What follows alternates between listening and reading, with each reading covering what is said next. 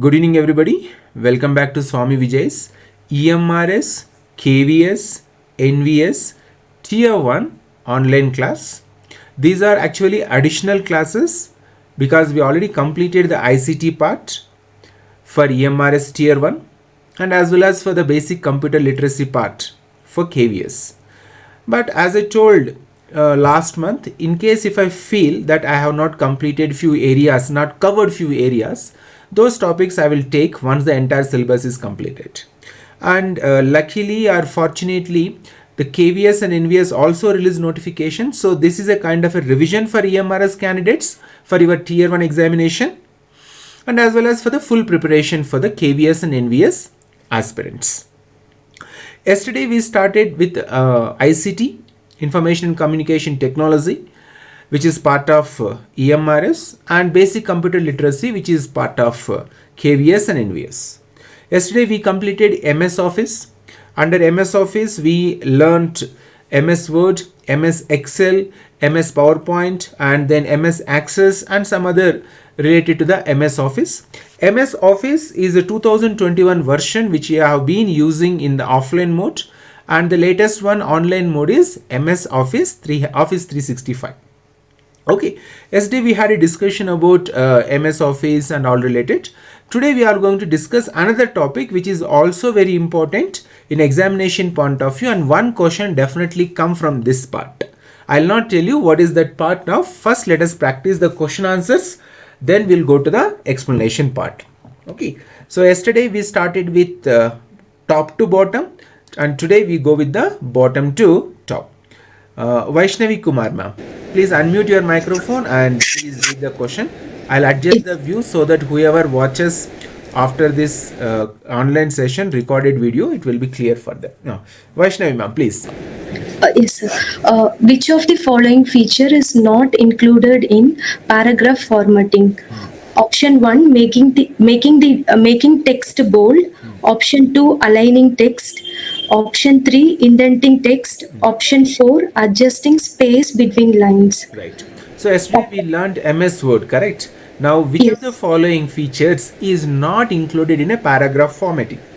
So whenever you format a paragraph, there are three options available to format, but one is not available. Ma'am, Vaishnavi ma'am, tell me. Yeah, it's option 1. Option 1. Okay. So what is this making text bold? Wait, Renuka Devi ma'am. Wait. What is this making text bold? So whenever you type one paragraph and then you want to format it, why it is to be formatted? Because you need to align it properly, and then you need to adjust the spacing properly, line spacing, letter spacing, all those things we have to do. And there are few options available for formatting, paragraph formatting. The one is aligning text. What is aligning text? You can move the text towards the left, or you can move towards the right, or you can make the text center or justify it. So 4 options are there for MS Word paragraph formatting. So aligning text is part of the paragraph formatting. Then what is next one? Indenting text. What is indenting text? Giving numbers to text. Likewise, if you see here 1, 2, 3, 4, we have given the indentation. That means we can give the numbers to the text, or you can go with the ABCD. You can go with the small capital ABCD, small ABCD, or numerical 1, 2, 3, 4, or even Roman numbers. So all that comes under indenting text. Then what is the fourth one? Adjusting space between lines, whether you want to give single space or double space or 1.5. So likewise everything is available, but making text bold is not part of formatting. You have to use that, you have to select the text, and then you have to go for that ribbon buttons are there top. If you see the MS Word, you will find that bold, italicized, and you can increase the size of the font size of the text. All those things are part of that ribbon. It is not part of the paragraph formatting. So Renuka ma'am, which of the following features is not included in paragraph formatting? Is making text bold is not part of the paragraph formatting. Okay, right. Second question we'll see. So after Vaishnavi ma'am, Suma ma'am, please read the question. Yes, sir. The first slide of a presentation in MS PowerPoint normally has the layout of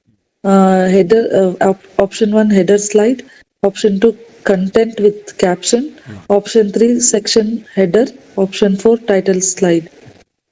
ಸ್ವಲ್ಪ ಜೋರಾಗಿ ಓದಬೇಕು ಸುಮಾ ಅವರೇ. Okay, sir.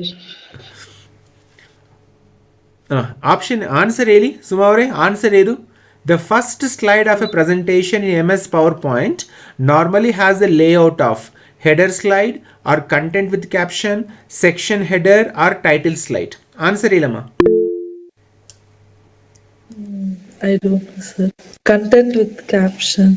Header ಸ್ವಲ್ಪ slide, ಜೋರಾಗಿ ಹೇಳಿ, sir. కొంచెం గట్టిగా చెప్పండి. Content with caption, sir. I don't know. Content with caption.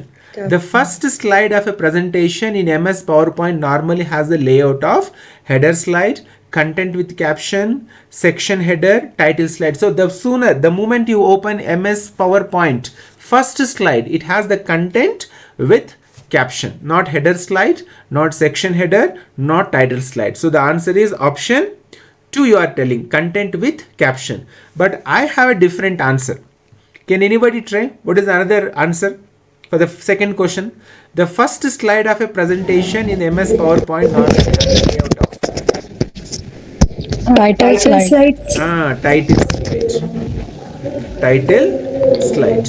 Okay, it is not content with caption, not header slide, it is not section header, it is title slide. The first slide when you open in MS PowerPoint, that is called title slide. That is a layout, and you can select, there are different layouts are available.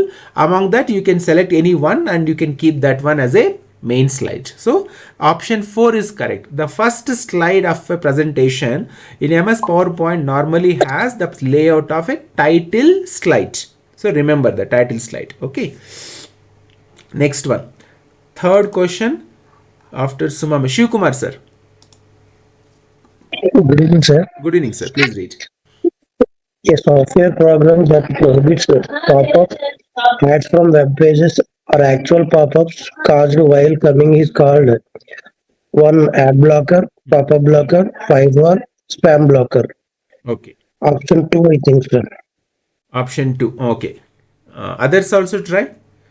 A software program that prohibits pop-up ads from web pages or actual pop-ups caused while coding is called, is it ad blocker, pop-up blocker, firewall, spam blocker?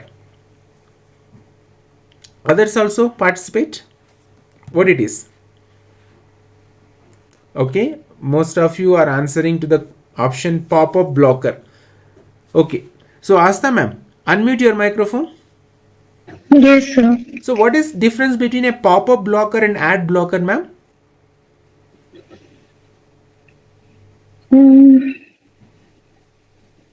Sir, I'm still thinking. But you give the correct answer, pop-up blocker only. But what is the difference between Yeah. ad blocker and pop-up blocker? I'll explain. Okay. Yeah. Whenever we play YouTube, we get ads, correct? Asta ma'am? So for ad blocker, maybe we can pay money and get the ads blocked. For pop-up blocker, we can have a setting in our own computer and get it blocked. We don't need to pay any extra money. No, ma'am. What I understood, let me explain. When you watch YouTube, you'll get so many ads, correct? Happens or not? Yes. And then YouTube asks us to pay 1 month subscription for ad free watching. But there is some ad blockers. I also installed some ad blocker in one of my logins. Whenever the ad plays on YouTube, within 2 seconds or 3 seconds the ad skips and the main content comes. So ad blocker, that means even on YouTube also, if they try to play ads, it will block. And websites also, when you open some websites, they request you have to unlock or you have to uninstall the ad blocker for our revenue source, something. They will, the pop-up message comes. So if there is an ad blocker, you can pay it, or you can, there are free ad blockers also there. If you install an ad blocker on your browser, whenever there's some ads, they try to display through the websites or in the websites, those ads will automatically get blocked, and that will cause that is the main source of revenue for them. But when you block ads, automatically they'll don't get. So that's why there is a pop-up message comes in some websites that they will ask us to unlock or uninstall our ad blocker. What is next one is pop-up blocker is uh, if I am not wrong, according to my understanding, whenever you open something, suddenly there will be some pop-ups coming on your screen, correct, Asta ma'am? Yes, sir. Different windows open. Yes, sir. Those are called actually pop-up.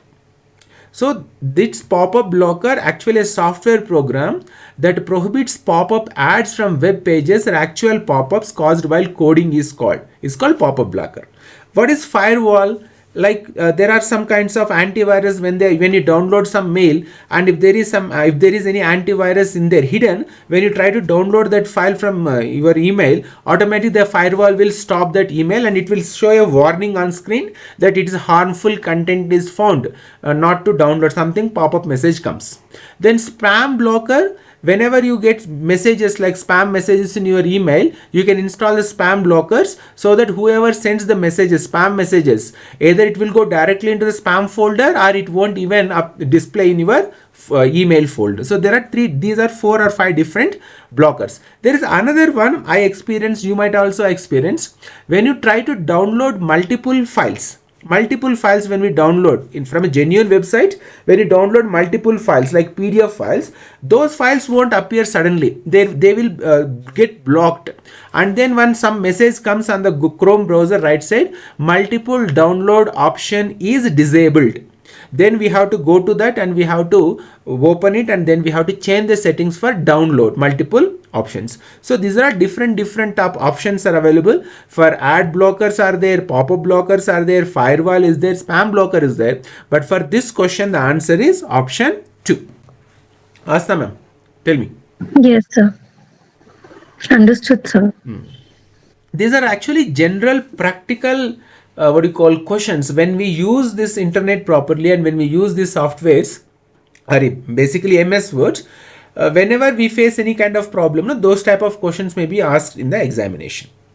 They are not going to test our levels of, because it is given basic computer literacy, okay, not for the PGT computers. Let's go to the next one. After Shivkumar, Renuka Devi ma'am, chadavandi. Good evening, sir. Good evening. The dash keys act as a toggle key. Option 1. Sorry? Toggle key.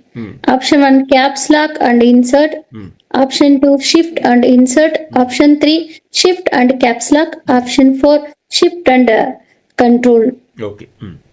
Everybody start answering. The dash keys acts as a toggle keys. So in keyboard, if you see, function keys are there, then we have here right side we have the numbers we can enter, numeric keys are there, then space bar is there, then we have tab, caps, shift, and then again we have typewriting set keys are there. So what are the keys called as toggle keys? Answer.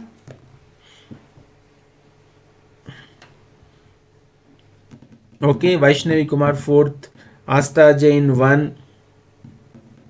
We all use nowadays, everybody has computer, a system, PC or laptop, we all use.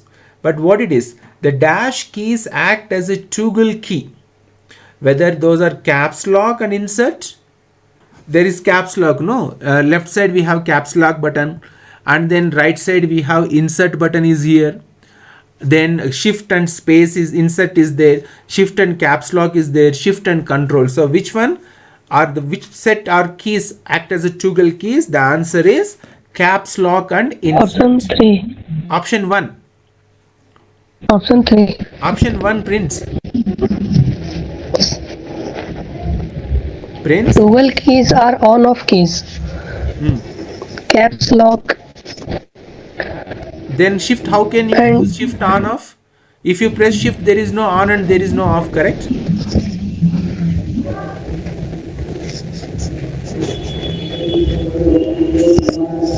Yes, sir. Everybody? Toggle keys. I'll also check. देखो Prince, उसको देखो, ठीक से देखो. Yes, sir. The answer, like option 3, I also selected, but it's wrong, sir. Option 1 will only be the correct answer, sir. Okay. Prince, batao. Sir, numeric key is also toggle key. So my mind was there. Okay. Toggle keys on a computer keyboard are keys that switch a specific function on or off with a single press. Those are toggle keys. Common examples include caps lock, switches between uppercase and lowercase letters, numlock, toggles the numeric keypad between numbers and arrows, navigation keys, and scroll lock, toggles scrolling behavior in some applications. But here whatever the options are given, look at the options given: caps lock and insert, shift and insert, shift and caps lock, shift plus control. So shift is not actually toggle key. So now you have to go with the remaining options. So what are the remaining options suitable for this question is caps lock is a toggle key and insert is a toggle key. Okay, so that's why the option 1 is correct. Yes, Diksha. So what is the function of insert key, sir? Okay, when you want to insert, overwrite, if I am not wrong, when you want to overwrite it, you will press that insert key so that automatically that entire thing will be changed without using the delete button or backspace. Okay, sir. So according to here, insert means toggles between insert mode. Typing inserts text and pushes existing text to the right. So without coming backspace and all those things, you can insert that and automatically the remaining part will move. And overwrite also. Overtype mode. Typing replaces the text to the right. So again let me read. Insert button is toggles between insert mode and overtype mode. So it will overtype it without using the delete button and backspace button. Okay, now so the answer for the question number 4 correct. This one is, wait a minute,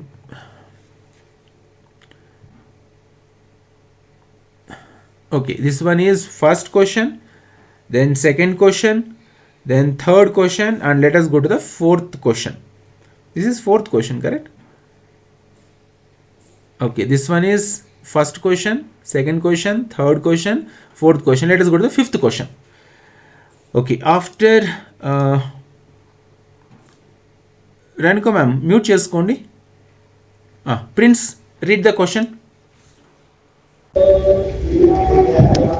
Which key combination is used to indent a paragraph in MS Word? Control plus L, Control plus O, Control plus P, Control plus M. Correct one will be option 4.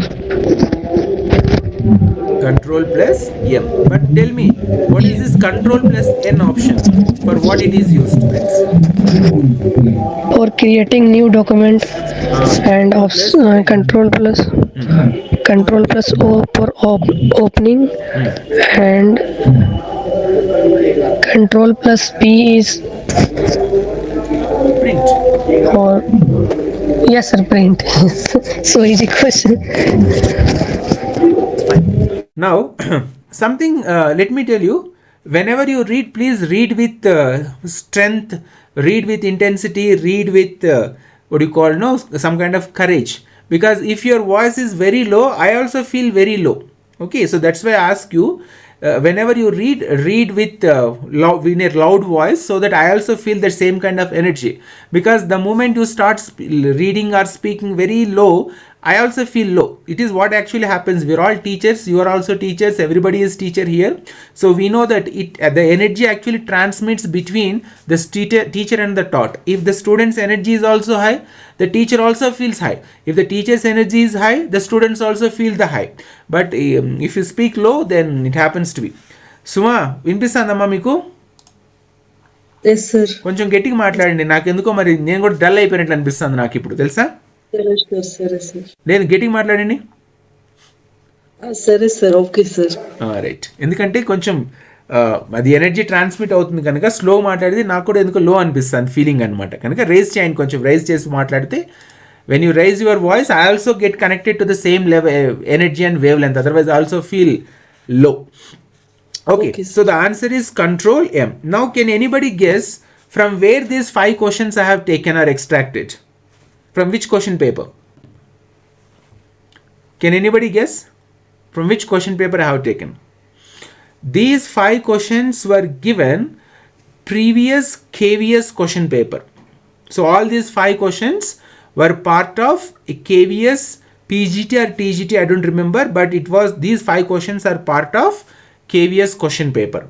So this is the standard of the questions you are going to get in the EMRS and KVS tier 1 examination. So whatever the questions I supplied or created might be very high standard or maybe little high standard, because if I try to teach you only with this standard, what happens in examination, if you get any question little higher and complicated and difficult, then you will leave that question. So that is the reason why I have little increased the standards of the questions. Okay, that is my intention. Let us go to the next question. Sir, could you please explain the options once again?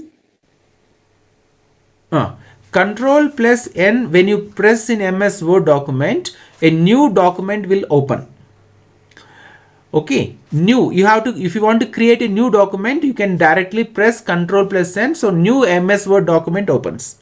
When you press Control plus O, a pop-up message opens your left side where you can open the previous documents. Yeah, like you have 2 or 3 stored documents are there, so you can directly open that. Then Control P is when you want to take a printout of an MS Word document, instead of going to the file and then selecting the print option, if you press Control plus P, directly you can open the document for the print command. So these are all commands. Control plus M means you have to use this Control plus M to indent a paragraph. That means you can make the paragraph into justified or left or right or all those things. You can use this Control plus M. These are all commands. Okay, let's go to the next question. So after prints, Diksha ma'am. A virus that infects the first sector from which the system boots is called a file infector virus, boot sector virus, macro virus, network virus. Okay. So I don't know its answer, sir. A virus that infects the first sector from which the system boots is called, the moment you start your system or laptop, if it doesn't start properly, then there is some virus infection. But where it is infected, whether it is infected in a file infector virus or boot sector virus, macro virus, network virus. So all of you have sent answer. It is option B, boot sector virus. So the boot sector virus infects the booting system. That means whenever you start your system, the booting should happen. If it happens properly, then only you will log into your, that means your system opens. So if any system doesn't start properly, it is because the boot sector virus affected the booting process of the system. So that is option B. Diksha? Yes, sir. Anyhow, I'll explain at the end of the class. After this. Okay. Okay. Next question after Diksha. I don't know, Chattopadhyay ji. Which component of a computer virus is responsible for performing the actual malicious action, such as deleting files or stealing data? Option A, trigger. Option B, payload. Option C, infection vector. Option D, heuristic module. Right. Find out answer. Which component of a computer virus? Computer virus has so many components. It is responsible for performing the actual malicious action, such as deleting files or stealing data, whether it is trigger, payload, infection vector, or heuristic model. If the question paper setter wants to really eliminate lakhs of candidates in one single shot, then they can give such kind of difficult questions. But it is possibility is there, this kind of questions may come, because we must be knowing the Trojan virus, malware, spyware, ransom, all those things. But in a computer virus, which one actually performs the malicious action, such as deleting files or stealing data? Guess, everybody. Is it trigger or payload or infection vector or heuristic model? All of you. I know it's difficult, but we need to learn this type of questions only, so that when others fail to perform well, when others fail to find out the answer, you can easily find out the answer in the examination. Okay, so let us okay, let us mark this question like this only. We don't give answer. Then once we complete this entire recording, I mean like class, then if possible we'll come back and then we'll find out answers to these questions. Next question. Okay, after Arunav, Diksha, Bishwajit Malik. Bishwajit? No, he is not responding. Asta ma'am, please read. Yes, sir. Okay, fine. Bishwajit, please read the question. Asta ma'am, please wait. Bishwajit, please read the question. In the life cycle of a typical computer virus, during which phase does the virus copy itself into other programs or files without yet causing visible damage? The options are trigger phase, execution phase, propagation phase, and the option D is termination phase. Right. Find the answer. In the life cycle of a typical computer virus, during which phase does the virus copy itself into other programs or files without it causing visible damage? Okay, I don't know. See, propagation phase. Okay, Asta, propagation phase. Option C. Others also guess. In the life cycle of a typical computer virus, during which phase does the virus copy itself into other programs or files without it causing visible damage? Okay, the word you can understood. So answer is option C, propagation phase. So trigger phase, starting execution phase, then propagation phase and termination phase. There are 4 phases in a computer virus life cycle: trigger phase, execution phase, propagation phase and termination phase. So it triggers first and executes the software program, and it propagate, it will spread into the system, and then it will capture the files or whatever the purpose of the creation of that software and virus. It will do its job and then it will terminate itself. So no trace will be left. Nobody can identify what actually happened to their computer. So option C is the correct one. Next question. Asta ma'am. Yes, sir. A stealth virus mainly relies on which technique to avoid detection by traditional antivirus software? Option A, storing its code into only in the cloud, frequently changing file extensions, hiding its presence by intercepting system calls and altering system data, and last, limiting replication to 1 copy per system. Right. Sir, I don't know. Little difficult question. A stealth virus mainly, stealth means invisible. A stealth virus mainly relies on which technique to avoid detection by traditional antivirus? Even though you have installed antivirus, but still it will penetrate into the system and it will cause damage to the system. But how does it, which technique to avoid detection by traditional antivirus software? So what does it do?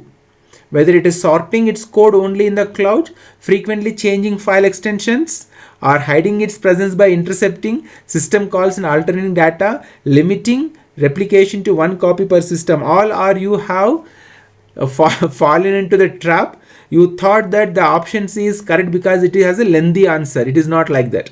The right answer I'll not explain. We'll keep it like that and then we'll come back and then we'll find out the answer. Okay, so this question answer is also not revealed.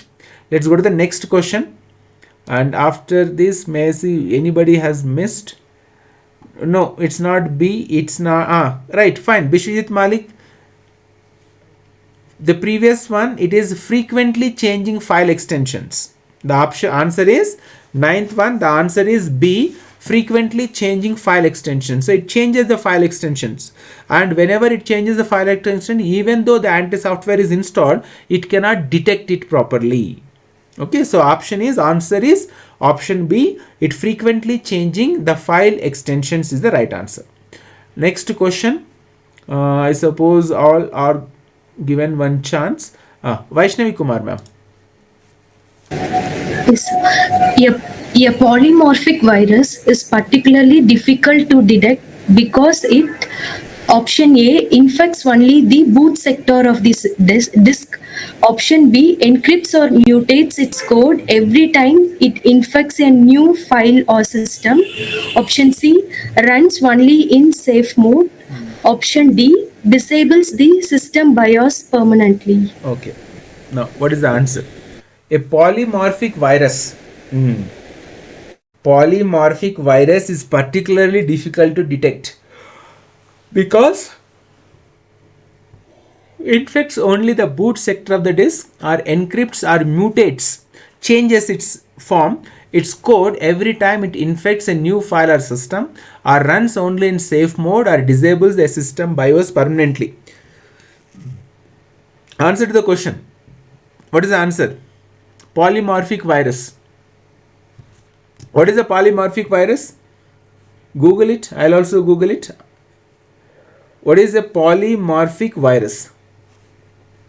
P-O-L-Y,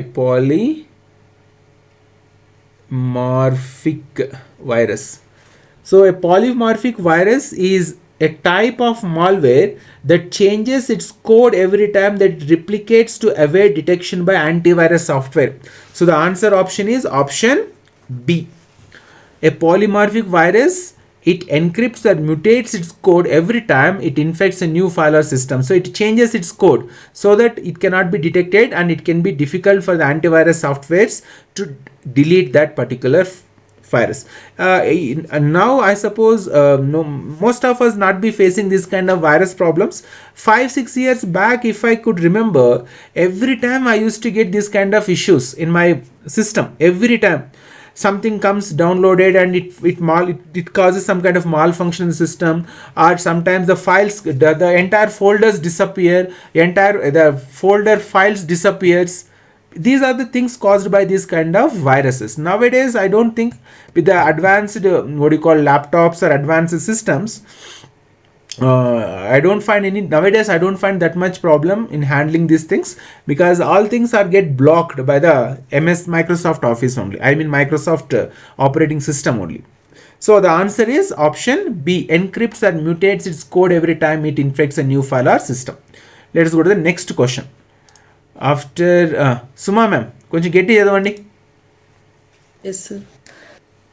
Why are boot sector viruses often harder to remove than simple file infecting viruses?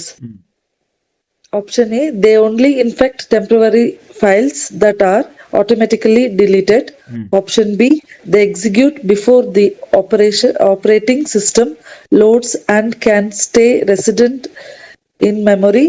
Option C, they can run only when the system is fully shut down. Option D, they require physical damage to the hard disk to be removed. Right. మీరు ear phones వాడుతున్నారా లేకపోతే wire వాడుతున్నారా? ఏం వాడుతున్నారు? నేనేమి use చేస్తుండలేదు. వాడండి అమ్మా, లేకపోతే చాలా లో వాయిస్ వస్తుంది. కొంచెం దేనికంటే ఇట్లా దగ్గర పెట్టుకొని చదువుతారు కనుక మీకు కనిపించదు, దూరం పెట్టుకొని చదవాల్సి ఉంటుంది, ఇబ్బంది అవుతుంది. కొంచెం అది వైర్స్ తీసుకోండి, లేకపోతే ఇయర్ ఫోన్స్ ప్లగ్డ్ కావచ్చు, అన్ప్లగ్డ్ ఏదైనా ఉంటాయి కదా మీకు, వైర్లెస్ అట్లా తీసుకోండి, సరేనా? Okay sir. Okay sir. Okay. Everybody please answer to this question. Why are boot sector viruses often harder to remove than simple file infecting viruses? They only infect temporary files that are automatically deleted. Option B, they execute before the operating system loads and can stay resident in memory. They can run only when the system is fully shut down. They require physical damage to the hard disk to be removed. Which one is the answer? Boot sector virus. First we should know what is boot sector virus and all those things. Okay, Diksha, option B, they execute before the operating system loads and can stay resident in memory, because the boot sector viruses actually infect the booting process, so it starts before the operating system loads. So the answer is option B for the question. Let's go to the next question after Suma ma'am. Shivkumar sir. Which type of virus attaches itself to executable files such as .exe programs and becomes active when the program is run? Boot sector virus, file infector virus, macro virus, multi-party virus. Right. Everybody find out answer. Which type of virus attaches itself to executable files such as .exe programs and becomes active when the program is run? Boot sector virus, file infector virus, macro virus, multiple virus. What type of virus it is? Whether it is a boot sector virus or file infector virus, macro virus or multipartite virus. Which type of virus attaches? So we'll find out answers to all these questions. We'll find out all answers to all these questions. No, we'll find out. Let me now take the class for 15 to 20 minutes. As I told you yesterday, I will not take lengthy classes, long classes, because I know you're all preparing for EMRS. These are all additional classes which will help you to even score those 1 or 2 marks also. So, okay, let us start the class. I'll try to finish the class at least. Yes, Diksha ma'am. So sorry to disturb you, but just for 1 minute. Sir, will we get any sort of notes like regarding this virus topic, sir? After this, I'll share the entire Google slide, and then you must be knowing the technique which I have been using to prepare notes. Once this video is recorded and uploaded on YouTube, and after 1 day the YouTube prepares that audio script, then what I'll do, I'll copy and paste that link in different software, and it will extract my entire notes. So that notes I'll give you, Diksha. Okay, sir. Okay, so first I have to teach, then only the notes can be done. I'll give that notes and I'll share this Google slides also, Diksha. Because one question, definitely you're all going to get this one question, minimum one question on the computer virus. Shall I continue, Diksha? Yes, sir. Okay, right. So what is a computer virus? Basic definition also we should learn. A computer virus is a type of malware that attaches itself to a host file or program and replicates when that file or program is executed. That means if what is malware? It's a kind of software. Okay, so software is a program which helps us to run a computer, run a program. In the same way, malware attaches to that program or host file and replicates when that file or program is executed. So for example, for our understanding in a basic way, there is some malware which is attached to the MS Word document. Okay, now that malware is hidden, we don't know, but the moment you open the MS Word document, what happens? The entire, whatever you have typed inside that, the font changes or the size changes or something happens, some words are mixed, some sentences are clubbed, merged because of that kind of a problem. So that is a malware. So always this virus is a type of a malware that attaches itself to the host file or a program, and it replicates. That means as the host file is opened, when the program started running, this virus or this malware runs with the help of as an attachment to the host file. So if there is no operating system, if there is no program, then there is no question of virus into the system. Viruses can spread through removable media like USBs, then email attachments, downloaded files, network sharing, and infected websites also. So these are the ways how the virus spreads. Remember the points: removable media, email attachments, downloadable files, network sharing, and infected websites. For example, whenever you want to download any software, for example, the software which I use to record these videos is OBS software. It is an open source software, free software. When you try to download it, earlier I used to get some other different websites, not directly from OBS Studio. So from different websites, they also provide the downloadable option for the OBS Studio. But whenever I tried to download in the beginning, long back, whenever I tried to download OBS software using those websites, automatically a right side one pop-up message comes. So this is infected from virus or something, red pop-up comes, and it doesn't allow me to download that OBS. Then when we come to the original website of OBS Studio, when you download that, then there will be no restriction. So downloadable files also infected by virus, and network sharing also. If I am not wrong, network sharing, like if the 5-6 some computers are connected in a LAN connection, even if one system is affected by the virus, then that system can be transmitted through the LAN connection to another systems. And infected websites, of course, we should not open unnecessary websites on our laptop or system, so that we can avoid this downloadable software and malware. So be very careful. Removable media, email attachments, downloaded files, network sharing, and infected websites. Then what is this what do you call the speciality or the features of this virus? Self-replication.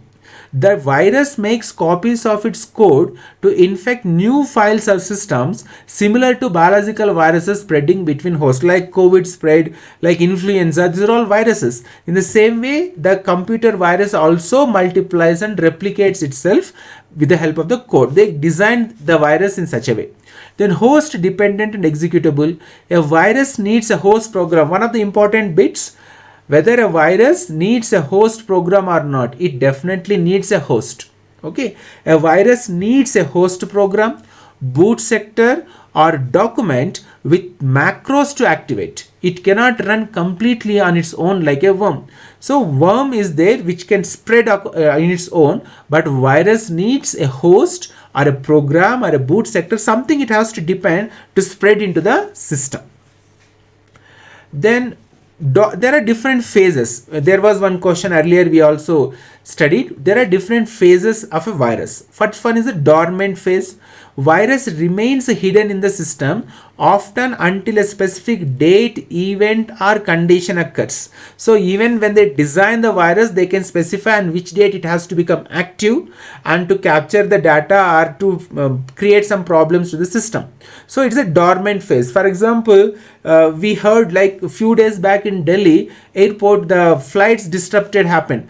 That means the flights were not going on time because of some kind of malfunction in the software. But they suspected that it is some kind of a cyber attack by some foreign elements or foreign nations or foreign countries. So because of some malfunction, because of some kind of virus, what happened? The flight data is not synchronized. When the flight data is not synchronized, what happens? Hundreds of flights got delayed and they have to do it manually. So they will also inject this virus and they will make it dormant for some time so that nobody will detect. And a particular specific date and event or a condition occurs, then only it will trigger. Okay. Then second phase is propagation and triggering. The virus copies itself into other files or areas, that is called propagation, and then activates its payload such as data corruption once the trigger condition is met. So if you can understand, dormant phase is there, then propagation is there, then payload is there, and then once the suitable conditions occurs, then the virus trigger. So 4 phases in the computer virus: dormant phase, propagation phase, then payload phase, and trigger phase. Then what are the file infector viruses attached to the executable files? So there are different types of viruses are there. The first one is file infector virus. These are actually attached to the executable files, and those are .exe or slant lines. You can see slant, that means italicized, .exe, .com, and .com. If you see this one, .exe is the original one, .exe is a corrupted one, .com, .co, the one straight one is original, and .com, you can see the italicized is actually a file infector virus. But we can't understand, whenever you open these things, these files looks very common to us, so becomes active when the infected program runs. Then second one is boot sector virus. It infects the boot sector or master boot record, MBR, loads into memory before the operating system and can make the system unbootable. So when you open, for example, if I press the start button for this laptop, within seconds it boots and it opens. But if it is infected, then what happens? It won't. Before opening the operating system, this boot sector virus infects the booting process and it will stop the booting and the system cannot boot. So when system can't boot, it cannot even run the operating system also. So that is the function of the boot sector virus. Then comes the macro virus. What is this macro virus? written in macro or scripting languages such as VBA and embedded in documents or spreadsheets runs when the document is open. So whatever the malfunction happens in MS Word or sometimes in MS Excel because of this macro viruses. So it runs embedded in documents or spreadsheets, runs when the document is open. So you might have experienced whenever you type something in MS Word document, you type something and it will display some other thing because of this kind of macro virus. Then a fourth one is resident virus. It installs itself in RAM. What is full form of RAM? Tell me, what is full form of RAM? Everybody? Random access memory. Random access memory. ROM? Read only memory. Read only memory. Which is permanent memory, which is temporary memory? ROM permanent. RAM is permanent. Or RAM. ROM is permanent. RAM is permanent, ROM is temporary. Correct? Sir, No, ROM sir. is permanent. RAM is not permanent. There are two types of memories, correct? RAM, random access memory. Then ROM. What is ROM? Read only memory. Read only memory. Right. So Read only memory. which one? Read only memory is permanent. Read only memory is permanent. Yes, sir. Okay. Read ROM is permanent, RAM is temporary. Now, which memory is useful to boot the system? Which memory is useful to boot the system? RAM or ROM? RAM, sir. RAM. RAM. Right. So, RAM. so resident virus installs itself in RAM and then infects files as they are opened or closed. Remains active until the system is shut down. So it is temporary. It will be hidden inside the RAM, and whenever you open the system, whenever you open the files, then only it will get activated. So these are the four different types of viruses: file infector virus, boot sector virus, macro virus, and resident virus. I'll give you the names of different viruses also.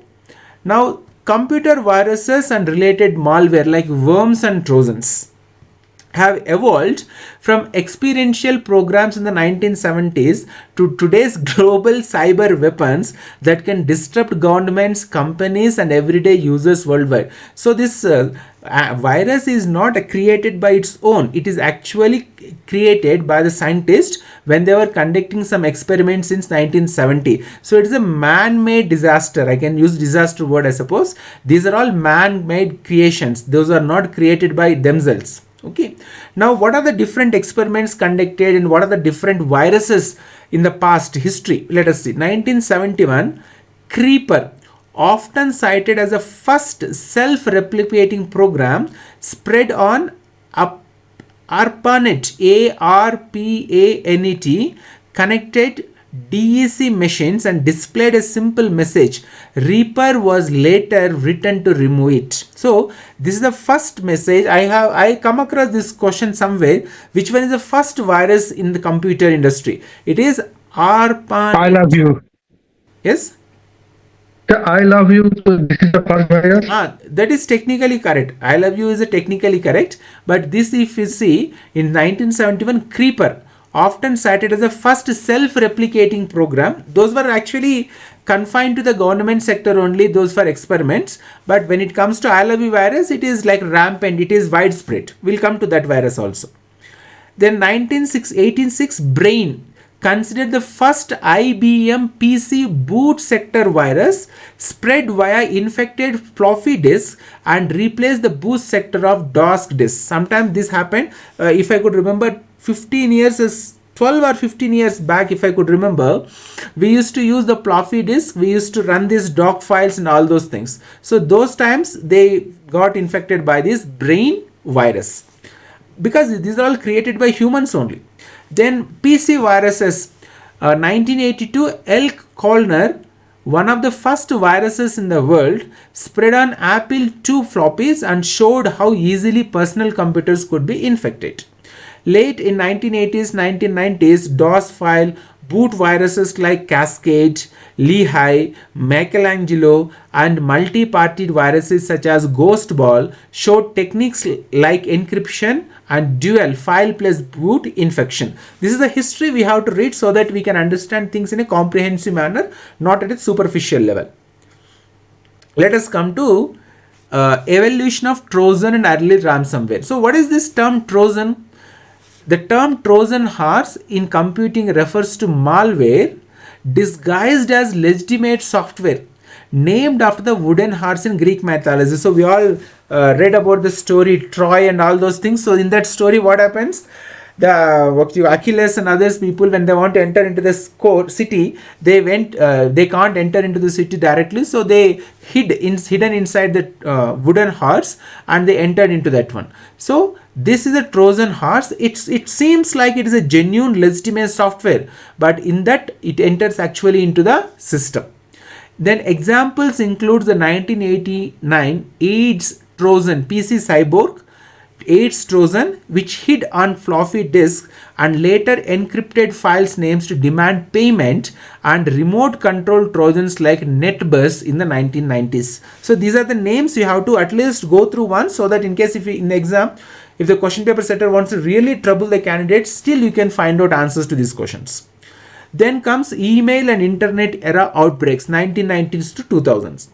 1988, Morris worm, one of the first major internet worms, significantly slowed large part of the early internet and led to new cyber security awareness. Worm can enter into the system without any host and it can multiply, whereas Trojan malware needs some host to replicate.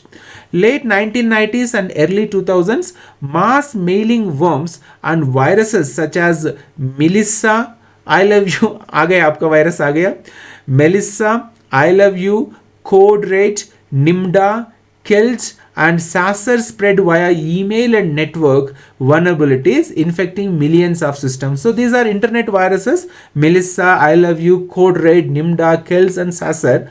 They spread through email and network vulnerabilities, and it infected millions of systems. Then financial malware and global cyber attacks. In 2004, Maydoom, MYDOOM, Maydoom became one of the costliest malware incidents, using email and peer-to-peer networks to spread and launching large DDoS attacks. Then banking Trojans like Zeus, Jetbot, stole online banking credentials worldwide and infected a large share of major companies in the late 2000s. See, these viruses are actually created by humans only, people like you and me only, not exactly you and me, but humans. So whatever they do, they want to steal the information or they want to hack the systems, and finally what do? They want to make money from these kind of activities. There is two types: ethical hacking is there, unethical hacking is there, but we are discussing virus, so let us stick to the topic. Then recent large scale incidents and modern malware. So in 2010, worms like ransomware such as WannaCry and NotPetya used network vulnerabilities to encrypt data across organizations, hitting governments, hospitals, and companies worldwide. You must have heard about WannaCry and NotPetya.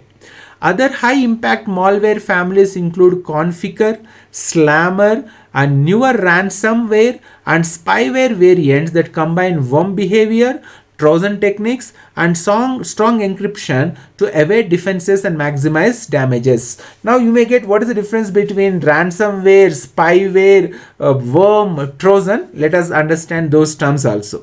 So what is malware? Okay, what is a malware? Malware is a malicious software. It is a software, but it is a malicious software. So the that you call the hidden agenda is different. It wants to do something harm to the system, but it looks like a software. So malware is a harmful program designed to damage systems, steal data, or disrupt operations. So malware's main intention is to damage systems, to steal data, or disrupt operations. So example for malware is I love you malware 2000, one of the world's most destructive malware attacks that spread through email attachments. So in 2000, Okay, that is the first malware you can go. But I love you is a virus, and that is a malware. So it wants to damage systems, it's stolen data, and it disrupt operations. Then second one is virus.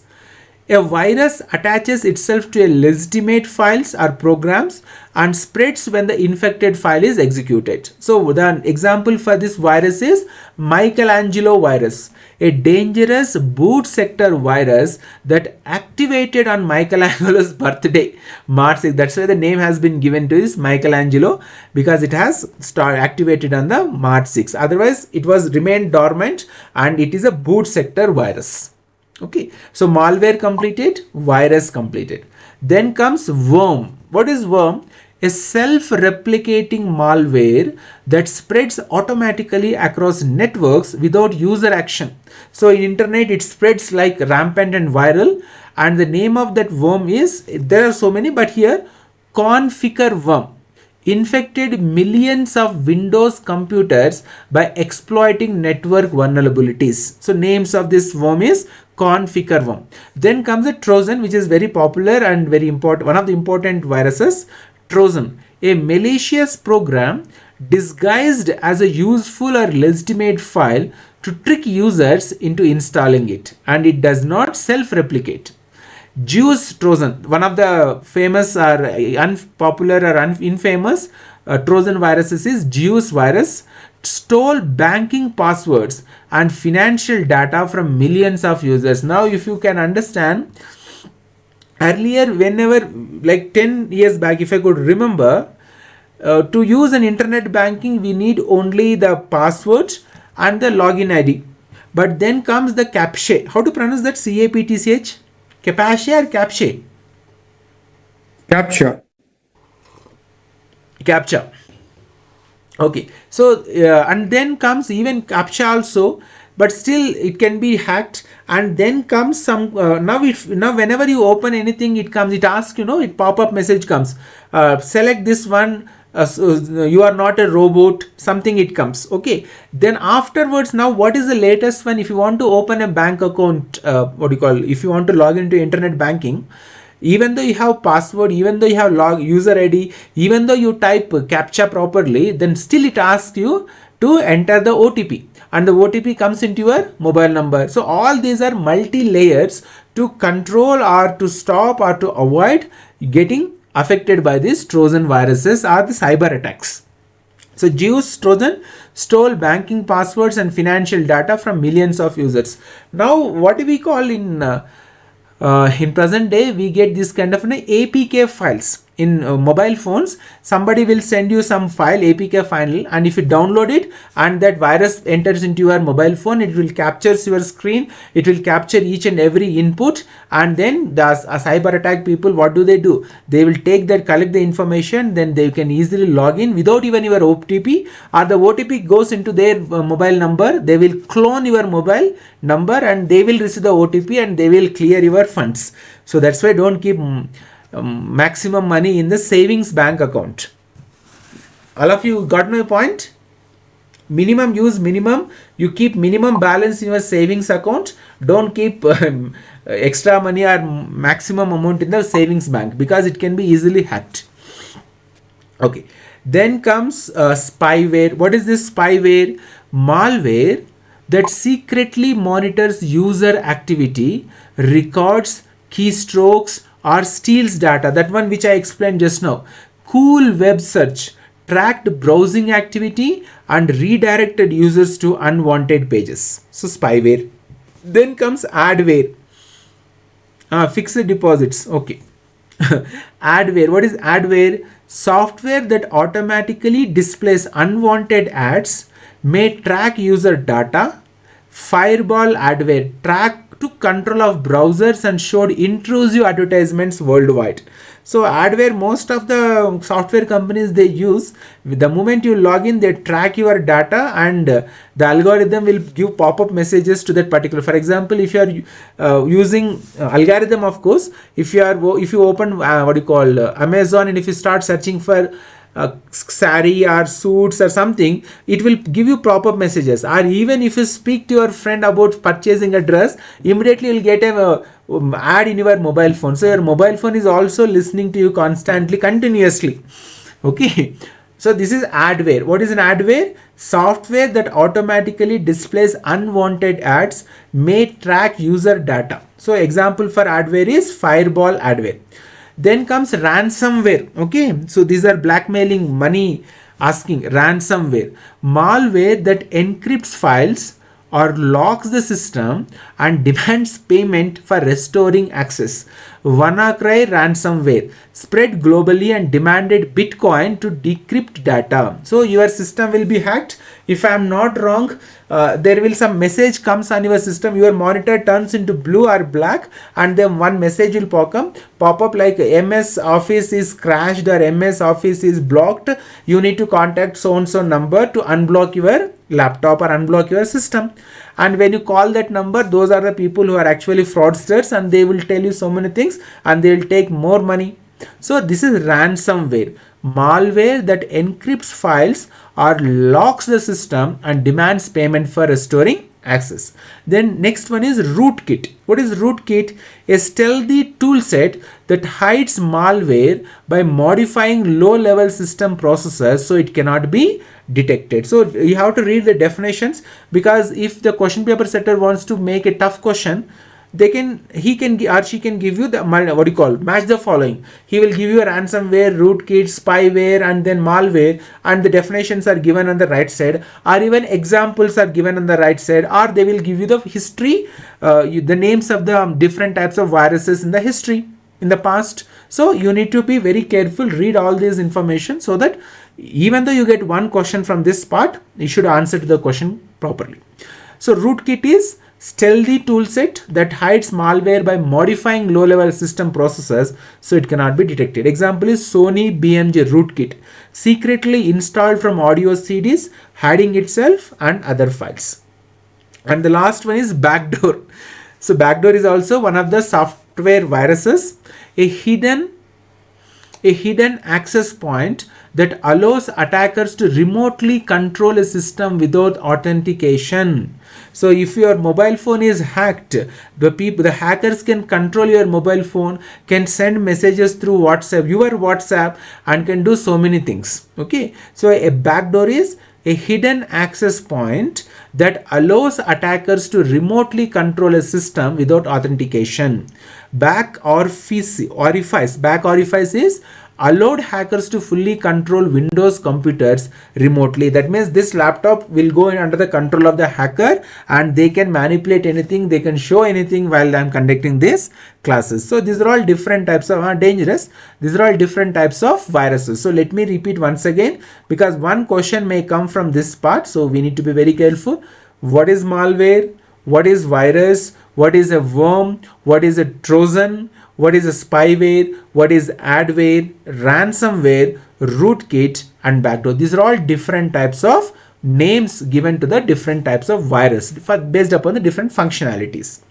Okay, now what are the different antivirus softwares we have? Are the names of the popular antivirus softwares are Bitdefender antivirus, Norton 360 antivirus, McAfee Total Protection, Total AV antivirus, Ivra antivirus, and Microsoft Defender antivirus. So now the latest laptops or systems, if you purchase, the MS operating system, Microsoft operating system comes with inbuilt antivirus, that is Microsoft Defender antivirus. Earlier I also used to pay 300 or 400 rupees per annum, if I am not wrong, to purchase a Norton 360 antivirus. I used to purchase yearly subscription, I suppose 350 or 360, I don't remember, but I used to pay for this because there was so much cyber attacks were there.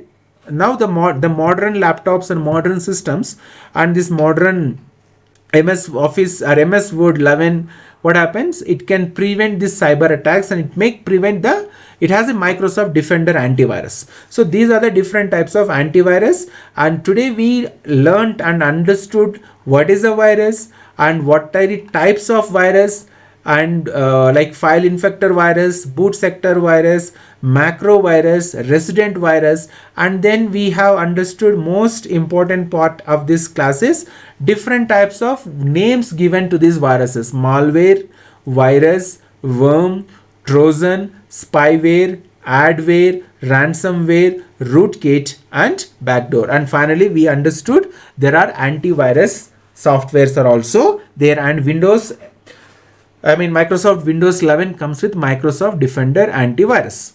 So this is about today's class, and now we'll go back to the questions which we could not answer at the beginning of the class.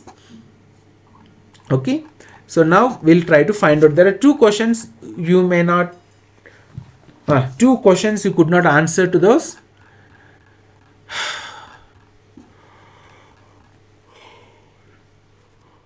Sorry, tired. Okay, now this one. Which type of virus attaches itself to executable files such as .exe programs and becomes active when the program is run? What type of virus it is? When it will run? Is it boot sector virus, file infector virus, macro virus, or multi-part virus? Which virus? Are you all there? Asta? Yes, sir, I'm here only. Okay. So what type of virus it is now?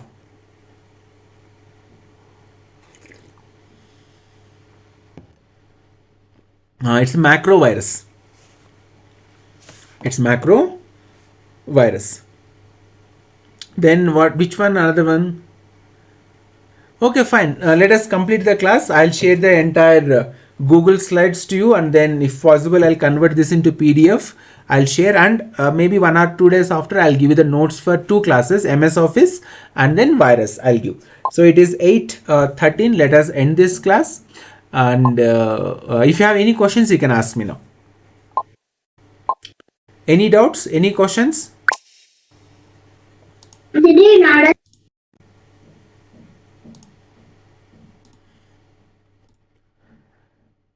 Okay. So once if we can, if you can tell the answer to the questions we had put on hold.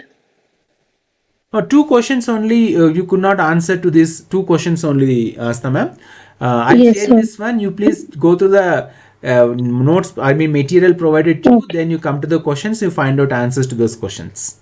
Okay, sir. Okay. Right. Okay, sir. And then what I will do after this class, maybe within 10-15 minutes or half an hour or by 9 o'clock, I'll share the questions on this particular topic, and you have to, everybody has to answer to the questions in the Google form, and you have to submit it.